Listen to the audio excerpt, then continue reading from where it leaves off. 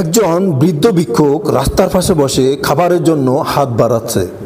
চারপাশের মানুষগুলা অনেক ব্যস্ত, কেউ মোবাইলে, কেউ বাজারের ব্যাগ হাতে নিয়ে, আবার কেউ গাড়িতে ওঠে, কিন্তু কেউ ফিরে তাকাচ্ছে না তার দিকে। একজন ধনী লোক তার ফাঁস দিয়ে হেঁটে যাচ্ছে, হাতে খাবারের ব্যাগ। ভিক্ষুক তাকিয়ে আছে তার দিকে অনেক আশা নিয়ে।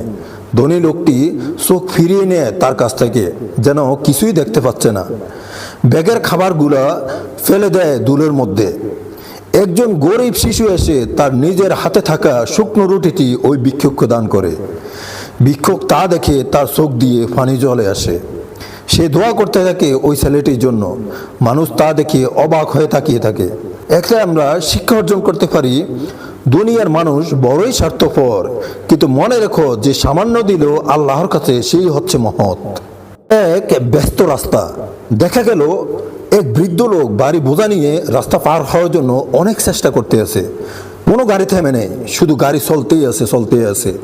লোকজনও তার ফাঁস কাটিয়ে চলে যাচ্ছে, কেউ তাকে সাহায্যের জন্য দাঁড়াচ্ছে না।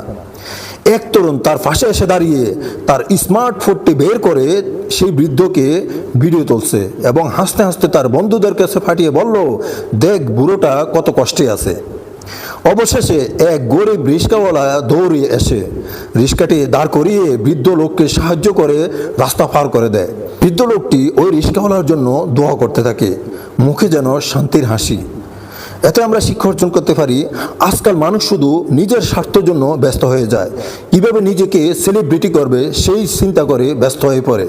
কিন্তু মনে রেখো, সত্যিকারের মানুষ সে যে অন্যকে সাহায্য করে। যুদ্ধের ময়দানে তিনজন সাহাবী অনেক আহত হয়ে পড়ে। অন্য একজন সাহাবী পানি নিয়ে দৌড়িয়ে আসেন ওই আহত সাহাবীদের কাছে। প্রথম সাহাবীকে বললেন, নাও তুমি পানি পান করো।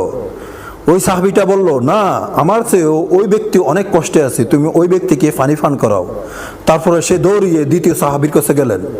দ্বিতীয় সাহাবী একই প্রশ্নের উত্তর দিলেন, না, আমার চেয়েও ওই ব্যক্তি অনেক কষ্টে আছে, তুমি ওই ব্যক্তির কাছে যাও। তারপরে তিনি তৃতীয় ব্যক্তির কাছে গেলেন। তৃতীয় ব্যক্তি একই জবাব দিলেন, তুমি প্রথম ব্যক্তির কাছে ফিরে যাও, তিনি অনেক কষ্টে আছেন। তিনি প্রথম ব্যক্তির কাছে আসলেন, এসে দেখলেন প্রথম ব্যক্তি শহীদ হয়ে গেছেন। এভাবে তিনি পরপর তিনজনের কাছে গিয়ে দেখেন তিনজনে শহীদ হয়ে গেছেন।